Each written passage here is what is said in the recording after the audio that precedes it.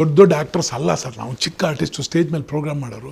ನಾನು ಕಾರಲ್ಲಿ ಏನಾದ್ರು ಹಿಂಗೆ ಹೋಗ್ಬಿಟ್ಟು ಅಲ್ಲಿ ನಿಲ್ಲಿಸಿ ಗ್ಲಾಸ್ ತೆಗೆದ್ರೆ ಕಾನ್ಸ್ಟೇಬಲ್ ಸಿಗ್ನಲ್ ತೋರಿಸ್ತಾ ಇರೋರು ಹಿಂಗೆ ಅಂತಾರೆ. ₹1 ಕೊಡಿಲ್ಲ ಸರ್ ನಾವು ಅವ್ರಿಗೆ, ₹1 ಕೊಟ್ಟಿಲ್ಲ. ಅವ್ರು ಯಾವುದೋ ಈ ಥರ ಪ್ರೋಗ್ರಾಮ್ ನೋಡಿ ಅವ್ರ ಒಳಗಡೆ ಒಂದು ಗೌರವ ಉಟ್ಕೊಂಡಿರ್ತದೆ. ನಮಸ್ಕಾರ ಸರ್ ಅಂತಾರೆ, ಬಾಕಿಯವರೆಲ್ಲ ನೋಡ್ತಾರೆ ಯಾರಿದು ಅಂತ, ಅವ್ರು ಆಮೇಲೆ ನಮಸ್ಕಾರ ಸರ್ ಅಂತಾರೆ. ನಾವೆಷ್ಟು ಪವಿತ್ರವಾಗಿರಬೇಕು. ಅದಕ್ಕೆ ಇದುವರೆಗೂ ನೋ ಎಂಟ್ರಿಯಲ್ಲಿ ಹೋಗಲ್ಲ. ನಾನು ರಾತ್ರಿ 12 ಗಂಟೆಗೂ ನಾನು ಯಾವುದೇ ನೋ ಪಾರ್ಕಿಂಗ್ ಹತ್ರ ಗಾಡಿ ನಿಲ್ಲಿಸಲ್ಲ. ಅದು ನಾನು ಪೊಲೀಸಿಗೆ ಕೊಡೋ ರೆಸ್ಪೆಕ್ಟ್. ಯಾಕೆಂದರೆ ಅವ್ರು ನಮ್ಮನ್ನು ಅಷ್ಟು ಚೆನ್ನಾಗಿ ಸುರಕ್ಷಿತವಾಗಿ ನೋಡ್ಕೊಂಡಿದ್ದಾರೆ ಸರ್. ನಾವು ಅವ್ರಿಗೇನೂ ಕೊಟ್ಟಿಲ್ಲ. ಬಟ್ ಏನು ಹೇಳ್ತಾರೆ ಸರ್, ಕಲಾವಿದರು ನೀವು. ಆ ಪೊಲೀಸ್ನವ್ರದ್ದು ಒಂದು ಇನ್ಸಿಡೆಂಟ್ ಹೇಳ್ತೀನಿ ಸರ್. ನಾನು ಶ್ರೀರಾಮ್ಪುರದಲ್ಲಿ ಒಂದು ಮನೇಲಿದ್ದೆ. ನಾನು ಸ್ಕೂಟ್ರ್ ತೊಗೊಂಡು ಕಾಲಿದೆ ನನ್ನ ಹತ್ರ. ಸ್ಕೂಟ್ರ್ ತೊಗೊಂಡು ಸುಮ್ಮನೆ ಹಂಗೆ ಹೋದೆ ಮಲ್ಲೇಶ್ವರಂ. ಹೆಲ್ಮೆಟ್ ಕಂಪಲ್ಸರಿ ಇರಲಿಲ್ಲ, ಸ್ವಲ್ಪ ಆಗಿ ಬರ್ತಾಯಿತ್ತು. ಗಾಡಿ ನಿಲ್ಲಿಸ್ದವು. ಕಾನ್ಸ್ಟೇಬಲ್ ಸರ್ ಗಾಡಿ ನಿಲ್ಲಿಸ್ಬಿಟ್ಟು, ಸರ್ 2345 ಬ್ಲ್ಯಾಕ್ ಗಾಡಿ ಇದೆಯಲ್ಲ ಕಾರು, ಅದು ತೊಗೊಂಡೋಗಿ ಸರ್, ಇದು ಬೇಡ ಸರ್ ಸ್ಕೂಟ್ರು. ನಾನು ಯಾಕೆ ಸರ್, ಇರೋದು ಒಂದೇ ಪೀಸ್ ಸರ್ ಕರ್ನಾಟಕಕ್ಕೆ, ಎಲ್ಲೂ ಬೀಳಬಾರ್ದು ಸರ್, ನೀವು ಚೆನ್ನಾಗಿರಬೇಕು ಸರ್. ಈ ಕಾನ್ಸ್ಟೇಬಲ್ಸ್ಗೆ ನಾವೇನು ಹೇಳೋದು? ನಾನು ಪೊಲೀಸ್ನವ್ರ ಬಗ್ಗೆ ನನಗೆ ಅಪಾರವಾದ ಗೌರವ ಬಂದಿರೋ ಒಂದು ದಿನ ನಿಮ್ಗೆ ಹೇಳ್ತೀನಿ ಇವತ್ತು. ಯಾವತ್ತು ಅಂದರೆ ಹಳೆಯ ಏರ್ಪೋರ್ಟ್ ಇರೋ ಕಾಲ. ನಾನು ಯಾವುದೋ ಒಂದು ದೇಶಕ್ಕೆ ಹೋಗ್ತಾಯಿದ್ದೆ. ನಾನು ದೇಶ ವ್ಯಕ್ತಿ ಹೆಸರು ಎರಡೂ ಹೇಳಲ್ಲ. ಪರ್ಸ್ನಲಿ ಕೇಳಿಬೇಕಾದ್ರೆ ಹೇಳಿದ್ರು ತಪ್ಪಿಲ್ಲ, ಬಟ್ ನಾನು ಹೇಳಲ್ಲ. ಯಾಕೆಂದರೆ ಯಾರೋ 1,000 ಅಲ್ಲ 1 ಕೋಟಿ ಜನ ನಕ್ಕರೂ ಒಬ್ಬರು ನೋಯಿಸೋ ಅಂಥ ಒಂದು ಕತೆ ಯಾರಿಗೂ ಹೇಳ್ಬಾರ್ದು, ಅಥವಾ ಒಬ್ರಿಗೆ ಇನ್ಸಲ್ಟ್ ಆಗೋದು. ನಾನು ಏರ್ಪೋರ್ಟ್ಗೆ ಹೋಗಿದ್ದೀನಿ 3 ಅವರ್ಸ್ ಮುಂಚೆನೇ. ನನ್ನ ಜೊತೇಲಿ ಬಗಬೇಕಾದ್ರೆ ಕಲಾವಿದ ಬಂದಿಲ್ಲ, ಗಾಯಕರು ಏನೋ ಇರ್ಬೋದು ಬಿಡೋದು. ನಾನು ಯಾಕೆ ಬಂದಿಲ್ಲ ಅಂತ ಕಾಯ್ತಾಯಿದ್ದೀನಿ. ಆವತ್ತು ನನ್ನ ಜೊತೆಯಲ್ಲಿ ಇನ್ನೊಬ್ಬರು ಬಂದಿದ್ದಾರೆ. ಸ್ವಲ್ಪ ಹೊತ್ತಾದಮೇಲೆ ನಾನು ಫೋನ್ ವಾಪಸ್ ಕೊಟ್ಟು ಹೋಗ್ಬೇಕು. ಅವಾಗೆಲ್ಲ ಇಂಟರ್ನ್ಯಾಷನಲ್ ಕಾಲ್ ಇಲ್ಲ, ಫೋನ್ ವಾಪಸ್ ಕೊಟ್ಟು ಹೋಗ್ಬೇಕು. 1 ನಿಮಿಷ ಫೋನ್ ಬಂತು. ಏನು ಅಂದರೆ, ಸರ್ ನಾನು ಪೊಲೀಸ್ ಹಿಡಿದ್ಬಿಟ್ಟಾರೆ, ಇನ್ನು 2 ಅವರ್ಸ್ ಇದೆ ಇಂಟರ್ನ್ಯಾಷನಲ್ ಪ್ಲೇನ್ಗೆ, ಅವ್ರನ್ನ ಹಿಡಿದ್ಬಿಟ್ಟಾರೆ ಪೊಲೀಸ್, ಬನ್ನಿ ಜಲ್ದಿ ಅಂತ. ನಾನು ಎಲ್ಲ ಲಗೇಜಲ್ಲಿ ಇಟ್ಕೊಂಡು ಹೋದೆ, ಒಂದು ಆಟೋ ಮಾಡ್ಕೊಂಡು ಹೋದೆ. ಕಳಿಸ್ಬಿಟ್ಟಿದ್ದೆ ಬಂದಿರೋ ಟ್ಯಾಕ್ಸಿ. 2 ದೊಡ್ಡ ಸೂಟ್ ಕೇಸ್ ಇದೆ. 3 ತಿಂಗಳು 2 ತಿಂಗಳು ಹೋಗ್ತಾಯಿದ್ವಿ ಟೂರು. ಹೋದರೆ ಈ ಕಲಾವಿದನ್ನು ಹಿಡಿದು ನಿಲ್ಲಿಸಿದ್ದಾರೆ ಪೊಲೀಸ್ನವರು ದೊಮ್ಲೂರಲ್ಲಿ. ಅವ್ರ ಜೊತೆಯವರು ಸರಿ ಮೋಟ್ರ್ ಬೈಕಲ್ಲಿ ಹೋಗುವಾಗ ಇವನ ಜೊತೆಲಿ ಪೊಲೀಸ್ ಇನ್ಸ್ಪೆಕ್ಟ್ರಿಗೆ ಹಿಂಗೆ ತಳ್ಳಿಬಿಟ್ಟವ್ರೆ. ಅವ್ರು ಬಿಡ್ತಾರಾ? ಡ್ಯೂಟಿಲಿರೋ ಪೊಲೀಸ್ ಆಫೀಸರ್ನ ತಳ್ಳಿದವ್ರೆ. ಅವ್ರು ಮೋರಿಗೆ ಬೀಳೋದು ಬಚಾವಾಗವ್ರೆ. ಅವ್ರು ಏನೂ ಹೊಡೆದಿಲ್ಲ. ಅವ್ರು ಸುಮ್ಮನೆ ಸೈಡಿಗೆ ನಿಂತ್ಕೊಳ್ಳಿ, ಇವತ್ತು ಒಂದು ದಿವಸ ಇವನ್ನ ಒಳಗೆ ಹಾಕ್ತೀನಿ ಅಂತ. ಇವತ್ತು ಒಂದು ದಿವಸ ನಾನು ಒಳಗೆ ಹಾಕ್ತಾನೆ, ಪ್ರಾಣ ತೆಗಿತಾ ಇದ್ದ. ಯೂನಿಫಾರ್ಮಲ್ಲಿ ಬಿಟ್ಟರೆ ಜೈಲಿಗೆ ಹಾಕ್ಬೋದು. ನಾನು ಅಲ್ಲಿಂದ ಬಂದು ನಿಂತೆ ಕಾನ್ಸ್ಟೇಬಲ್ ಕೇಳಿದೆ, ಇಲ್ಲ ಸರ್ ಅವ್ನು ಇವತ್ತು ಒಳಗೆ ಹಾಕ್ತಾರೆ. ಸರ್ ಅವ್ರು ಯಾರು? ನಮ್ಮ ಸಾಹೇಬ್ರಿಗೆ ಅವ್ರಿಗೂ ಗೊತ್ತು, ನೀವು ಗೊತ್ತು ಅಂತ ಸುಮ್ಮನಿದ್ದೆ. ನಾನಂದೆ ಬೇಡ ಅಂದ್ಬಿಟ್ಟು ಒಂದಿಷ್ಟು ದುಡ್ಡು ತೊಗೊಂಡೆ ಸರ್. ಇರೋ ವಿಷಯ ಹೇಳ್ತೀನಿ, ಲಂಚ ಕೊಡೋಕೆ ಹೋಗಿದ್ದಂತೂ ನಿಜ.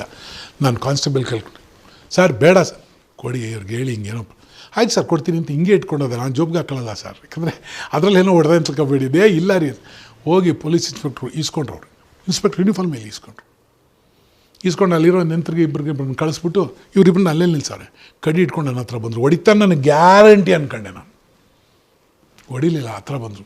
ಸರ್ ಅವ್ನು ನಿಮ್ಗೆ ಗೊತ್ತು ಸರ್, ಮಿಮಿಕ್ರಿ ಇದೆ ನನಗೆ ಗೊತ್ತು, ನಿಮ್ಮ ಕ್ಯಾಸೆಟ್ಸ್ ಎಲ್ಲ ಇದೆ ಸರ್, ನಾನು ಬೈಕಲ್ಲೆಲ್ಲ ಇಟ್ಟಿರ್ತೀನಿ, ಕೇಳ್ತೀನಿ ಮನೆಯಲ್ಲಿ ಅಂತಲ್ಲ.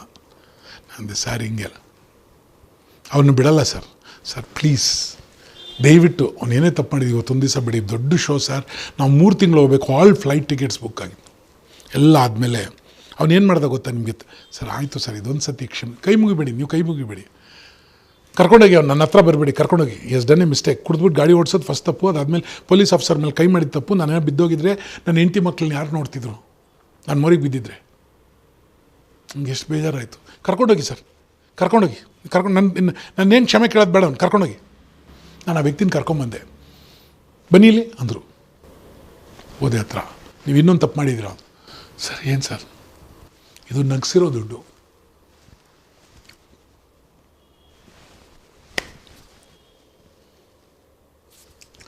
ಏನು ಹೇಳ್ತೀರಾ ಪೊಲೀಸ್ ಆಫೀಸರ್ಗೆ? ಇದು ನಗ್ಸಿರೋ ದುಡ್ಡು, ನಾನು ತಗೊಳ್ಳಲ್ಲ. ಏನೇನೋ ಯಾರ್ಯಾರೋ ದುಡ್ಡು ತೊಗೊಂಡಿರ್ತಾರೆ ಸರ್, ಏನೇನೋ ಟ್ರಾನ್ಸ್ಫರ್ಗೆ ಎಷ್ಟೆಷ್ಟೋ ದುಡ್ಡು ಆಗುತ್ತೆ. ಬಟ್ ಇದು ನಗ್ಸಿರೋ ದುಡ್ಡು ಸರ್, ಇದು ಕರ್ನಾಟಕ ಜನ ಕೊಟ್ಟಿರೋದು. ತಗೊಳ್ಳಿ ಹೋಗಿ. ಪೊಲೀಸ್ದು ಜೀಪ್ ಕರೆಸಿ ನಮ್ಮನ್ನು ಏರ್ಪೋರ್ಟಿಗೆ ಡ್ರಾ ಮಾಡಿ ಸೆಕ್ಯೂರಿಟಿ ಹತ್ರವರೆಗೂ ಕರ್ಕೊಂಡೋಗಿ ಬಿಟ್ಟರು ಸರ್.